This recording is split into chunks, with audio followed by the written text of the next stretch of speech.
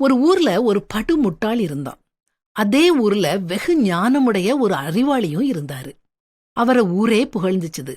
முட்டாள் எல்லார்கிட்டையும் எப்பவும் அவமானப்பட்டுக்கிட்டே இருந்தான். தன்னுடைய அவமானத்தை எப்படி போக்கிக்கிடுறதுன்னு கூட அவனுக்கு தெரியல. ஒரு நாள் அவன் அறிவாளி கிட்ட போய், நானும் உங்கள மாதிரி இந்த ஊரே புகழும் அறிவாளியா மாறணும், அதுக்காக நான் என்ன செய்யணும்னு கேட்டான்.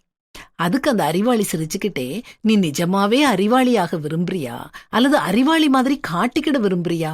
நீ நிஜமாவே அறிவாளி ஆகணும்னா அதிகம் சிரமப்படணும்.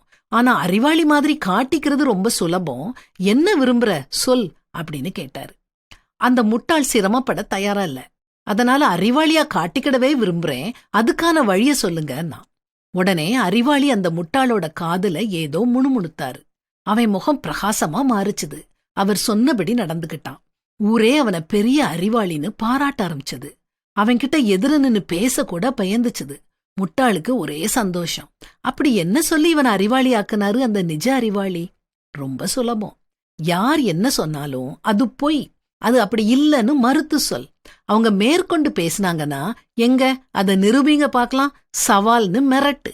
எல்லாரும் நடுங்கி நகர்ந்து போயிருவாங்க. இதுதான் அந்த அறிவாளி சொன்ன யோசனை. அத அந்த முட்டாள் ரொம்ப சரியா பின்பற்றினான். இந்த கதைய வாசிச்சதும் எனக்கு நம்மூர் நாத்திகர்கள் நினைவுக்கு வந்தாங்க. தங்கள பகுத்தறிவாளர்கள்னு தாங்களே அறிவிச்சுக்கிட்டாங்க. நான் சொன்ன கதையில முட்டாள் அறிவாளியான கதை தான் இவங்க கதையும். எந்த ஒரு விஷயத்தையும் எடுத்து சொல்றது கஷ்டம். அத மறுக்கிறது, அதுவும் மூர்க்கத்தனமா மறுக்கிறது ரொம்ப சுலபம்.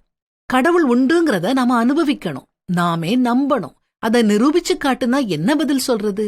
நம்முடைய அனுபவத்தை, நம்முடைய நம்பிக்கைய நாம எப்படி நிரூபிக்க முடியும்? தேவன் இல்லை என்று மதிக்கட்டவன் தன் இருதயத்தில் சொல்லிக் கொள்ளுகிறான். அவர்கள் தங்களை கெடுத்து அருவருப்பான கிரியைகளை செய்து வருகிறார்கள் அப்படின்னு பைபிள்ல போட்டிருக்குது. அது மட்டும் இல்ல, பிதாவாகிய ஒரே தேவன் நமக்குண்டு, அவராலே சகலமும் உண்டாயிருக்கிறது, அவருக்கென்று நாமும் உண்டாயிருக்கிறோம். இயேசு கிறிஸ்து என்னும் ஒரே கர்த்தரும் நமக்குண்டு, அவர் மூலமாய் சகலமும் உண்டாயிருக்கிறது, அவர் மூலமாய் நாமும் உண்டாயிருக்கிறோம். ஆகிலும் இந்த அறிவு எல்லாரிடத்திலும் இல்லை அப்படின்னு பைபிள்ல போட்டிருக்குது. உங்களுக்கு இந்த நம்பிக்கை இருக்குதா?